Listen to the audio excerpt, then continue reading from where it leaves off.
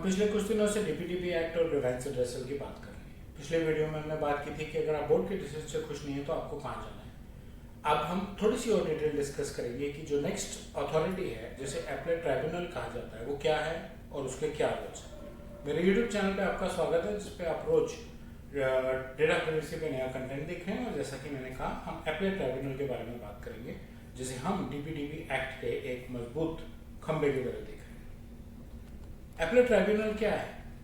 Telecom regulatory authority of India 1997 act के section 14 में एक एपलेट बॉडी बनाई गई थी और डीपीडीपी एक्ट 2023 पास करते हुए उसी अथॉरिटी को data privacy related cases handle करने के लिए बोला गया। एक अलग अथॉरिटी, ना कि जो नॉर्मल सिविल कोर्ट्स में आपके केसेस डालते हैं, जिससे कि आपको रेजोल्यूशन बेटर और फास्टर मिल सके।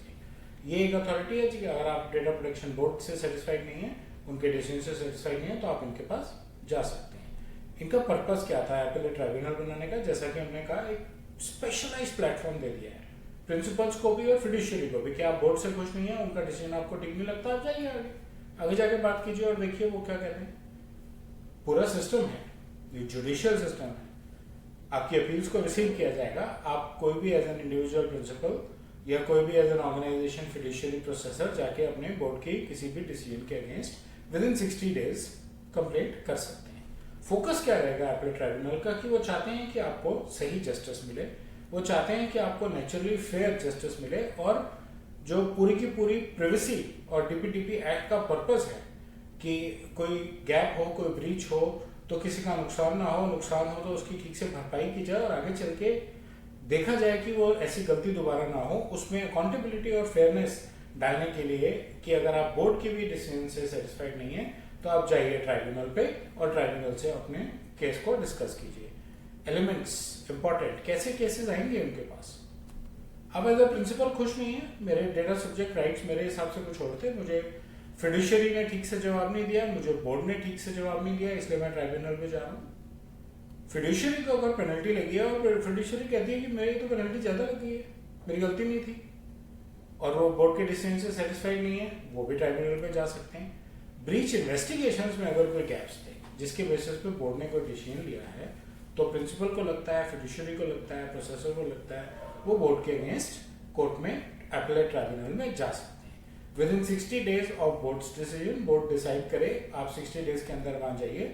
अगर आप किसी वजह से 60 डेज में नहीं जा पा रहे हैं तो आपको सफिशिएंट कारण देना पड़ेगा कि आप 60 डेज के अंदर वहां क्यों नहीं जा पाए। अकॉर्डिंगली एपलेट ट्राइब्यूनल की चॉइस है, वो अगर एक्सेप्ट करता है वो आपकी अपील को एक्सेप्ट कर सकता है, उस पर काम कर सकता है। काम करते हुए उसको क्या इंपॉर्टेंस क्या है ट्राइब्यूनल की, वो एक पॉइंट ऑफ एस्केलेशन है beyond board, as good as civil court. It's a dedicated court, खास डेटा प्राइवेसी मैटर्स के लिए बनाया हुआ कोर्ट है, जिससे कि जो बाकी सिविल मैटर्स हैं उनकी वजह से आपके डेटा प्राइवेसी राइट्स पे, डेटा प्राइवेसी के मैटर्स पे डिले ना आए।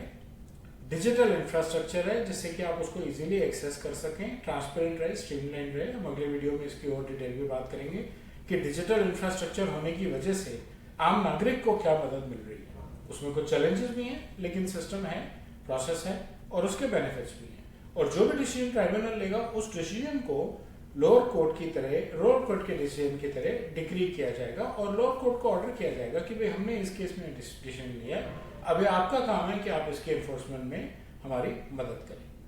तो एपलेट ट्राइब्यूनल की फॉर्मेशन और उसका बेसिक रोल आप ये ध्यान रखें। अगर आप सेटिस्फाइड नहीं है as a principal, as a fiduciary, आप एज अ प्रिंसिपल सेटिस्फाइड नहीं है, आप फिड्यूशियरी पे जाएंगे। फिड्यूशियरी टाइमलाइंस में डिसीजन नहीं लेता या गलत डिसीजन लेता है, आप सेटिस्फाइड नहीं है, आप बोर्ड पे जाएंगे। बोर्ड गलत डिसीजन लेता है, आप सेटिस्फाइड नहीं है, तो आप ट्राइब्यूनल पे जा सकते हैं एस्केलेशन देके और अपना केस डिस्कस करके उनकी मदद से अपनी प्रॉब्लम को रिजॉल्व कर सकते हैं। बोर्ड के बेसिक रोल पे सिर्फ इतना ही। मुझे उम्मीद है आपको मेरा कंटेंट अच्छा लगा होगा। बेल और लाइक आइकन दबाएं, मेरे यूट्यूब चैनल से सब्सक्राइब करें और अपना फीडबैक कमेंट सेक्शन में शेयर करें। धन्यवाद।